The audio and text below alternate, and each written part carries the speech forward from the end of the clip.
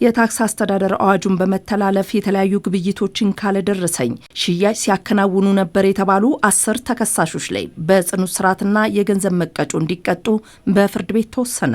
በፍትህ ሚኒስቴር የኢኮኖሚ ጉዳዮች ዳይሬክቶሬት የታክስ ጉዳዮች አቃቤ ሕግ በተለያዩ መዝገቦች የተሳትፎ ደረጃቸውን ጠቅሶ ዝርዝር ክስ በ10 ተከሳሾች ላይ አቅርቧል። በዚህ ባቀረበው ክስ ዝርዝር ላይ እንደተመላከተውም ናኖ ሬስቶራንት ኃላፊነቱ የተወሰነ የግል ማህበር እና የዚህ ድርጅት ባለቤት የሆነው ማቴዎ ሮሴቶ እንዲሁም የሽያጭ ሰራተኛ የሆነችው አዳነች ምንሳወይ ባቀረበባቸው ክስ ዝርዝር የታክስ አስተዳደር አዋጁን አዋጅ ቁጥር 983/28 አንቀጽ 120 ንዑስ ቁጥር 1 ተጠቅሶ ዝርዝር ክስ ተመስርቶባቸዋል። በዚህም በአንደኛ ተከሳሽ በግብር ከፋይነት ተመዝግቦ በሚገኘው ድርጅት ውስጥ እያንዳንዱ አገልግሎት በሽያጭ ደረሰኝ መከናወን ሲገባው ይህንን ባለማድረግ በአራዳ ክፍለ ከተማ ወረዳ 9 በሚገኘው ድርጅት ውስጥ የለስላሳ ምርቶችን ካለደረሰኝ በማከናወን አንደኛና ሁለተኛ ተከሳሾች የተከሰሱ ሲሆን ሶስተኛ ተከሳሽ ደግሞ የሽያጭ ሰራተኛ ሆና በምትሰራበት ወቅት ላይ በግብይቱ ወቅት ምንም አይነት ደረሰኝ ቆርጣ ባለመስጠት በደረሰኝ የሚፈጸም ግዴታን እንዳይወጣ ድርጅቱ በመርዳት ወይም ደግሞ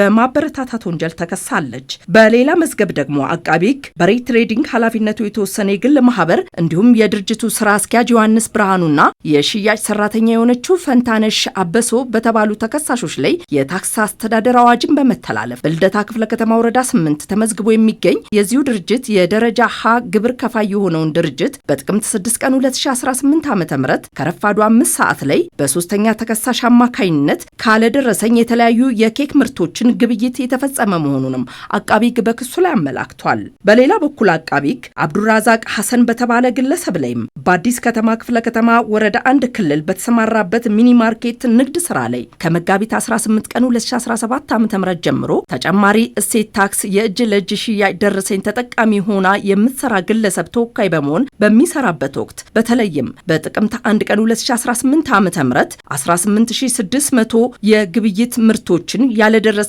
ሽያጭ የተፈጸመ መሆኑንም ተጠቅሶ ክስ ቀርቦበታል። በአጠቃላይ አቃቤ ሕግ 10 ተከሳሾች ላይ በተለያዩ መዝገቦች የተለያዩ ጊዜያት የተለያዩ ግብይት ሲፈጽሙ ያለደረሰኝ ሽያጭ ማከናወናቸውን ጠቅሶ ዝርዝር ክስ አቅርቦባቸዋል። የፌዴራል የመጀመሪያ ደረጃ ልደታ ምድብ 5ኛ ወንጀል ችሎትም ዝርዝር ክሱ ለተከሳሾች እንዲደርስ አድርጓል። የአቃቤ ሕግ የሰውና የሰነድ ማስረጃንም ሰምቷል።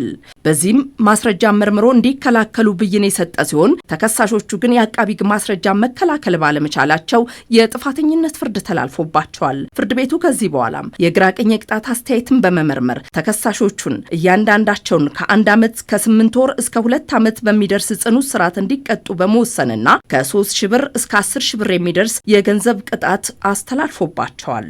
ሁለቱ ድርጅቶችን ደግሞ በ10,000 ብርና በ11,000 ብር የገንዘብ መቀጮ እንዲቀጡ ወስኗል። ይህ የቅጣት ውሳኔ የተሳትፎ ደረጃቸውን ያደረሱትን የታክስ ጉዳትን ማዕከል ያደረገ ነው።